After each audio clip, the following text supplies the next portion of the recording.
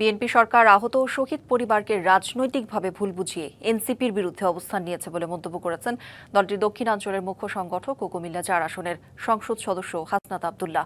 শুক্রবার রাতে লক্ষ্মীপুরের রায়পুরে আয়োজিত জুলাই পদযাত্রার পথসভায় তিনি এই মন্তব্য করেন। তার অভিযোগ, প্রধানমন্ত্রী সংসদে আহত শহীদ পরিবারকে নিয়ে এসে ভুল বুঝিয়ে রাজনৈতিকভাবে আমাদের বিরুদ্ধে অবস্থান নিয়েছেন। উদ্দেশ্য প্রণোদিতভাবে তাদের বিরুদ্ধে বক্তব্য দেওয়ানো হচ্ছে। পথসভায় এনসিপির আরও বক্তব্য রাখেন এনসিপির কেন্দ্রীয় কমিটির যুগ্ম আহ্বায়ক আলী হাসান জুনায়েদ, লক্ষ্মীপুর জেলা কমিটির আহ্বায়ক মাসুম বিল্লাহ সহ অনেকে।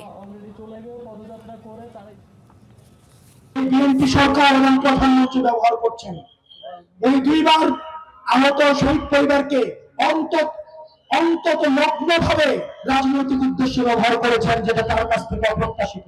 আপনি যে প্রোগ্রাম আয়োজন করছেন সেই প্রোগ্রামে উদ্দেশ্যপূর্ণভাবে আমাদেরকে যদি আপনি গালাগালি করেন, এগুলি খুবই স্পষ্ট এবং খুবই সুন্দরভাবে বোঝা যায় এগুলো স্ক্রিপ্টেড। এই স্ক্রিপ্টেড বন্ধ আপনার সাথে যায়।